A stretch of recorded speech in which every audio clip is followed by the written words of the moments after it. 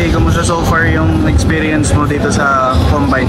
Well, happy naman. Sobrang fulfilling yung experience dito kasi syempre, wala sa lahat, pangarap namin ito ng bata. So, sobrang fulfilling. What prompted you to, anong nag-prompt sa'yo na mag-PBA na, para magpa-draft na sa team? Wala na rin kasi akong playing year sa UAP. So, ito na talaga yung next step sa career ko. So, kailangan ko na rin talagang pan-draft. Kumbaga nung nag-MPBL ka, alam mo ng PBA na yung next? Well, before naman ako mag-MPBL, magpapadraft naman talaga ako. Usually, ginamit ko lang talaga MPBL para sa experience. And para magamit ko siya for PBA. Sa UAP mo, ilang beses ka? How many times nag-finals ka? Ano yung madadala mo dun sa, kumbaga, winning culture na nakuha mo from UP and US? Parang nakatatlo ata akong finals. Siyempre yung mentality and kung alam ko kung paano magkaroon ng championship, and naranasan ko na rin mag-champion. So, hindi mo madadala ko for ano ba yung tinitignan mong gusto mong pang i-improve further para dalhin dito sa PBA? Siguro yung consistency and yung sa katawan. Just more on add lang ako ng weight and yun.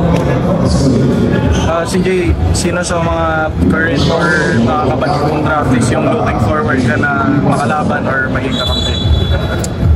Siguro looking forward ako siguro si RJ. Kasi para isang taong ko lang siya nakalaban ng college, diba?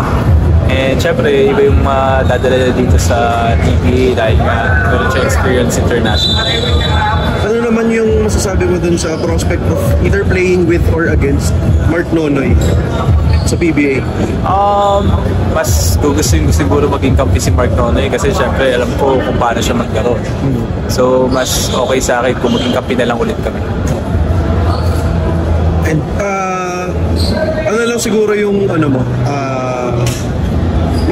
tingin mo ba ano yung pinakamalaking adjustment na kailangan mong gawin din? Kasi syempre nung college medyo 3, minsan nagpo-4 ka. This sa PBA medyo malalaki na yung competition. Ano yung tingin mo kailangan mo yan? Siguro it's more on sa pagiging maturity, yung maturity ng game ko kasi mas kailangan ko magpasa. Kasi knowing tong mga PBA, lahat to magagaling eh. Walang kumbaga piling-pili ito eh. So kailangan ko mas maging mature talaga. May mga teams ka ba na napag-workoutan na? NLEX pa lang naman.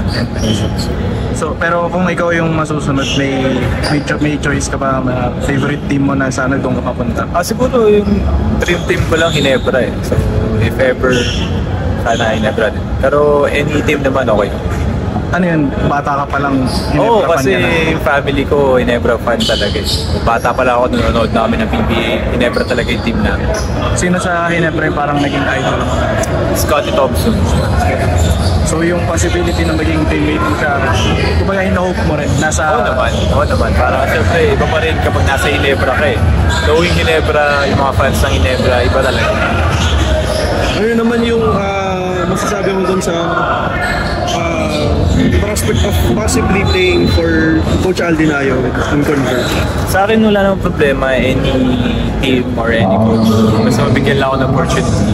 Kaya ko magtrabaho, kaya ko mag-adjust. And Coach Aldin naman, okay naman kami ni Coach Aldin. Wala naman kami problema.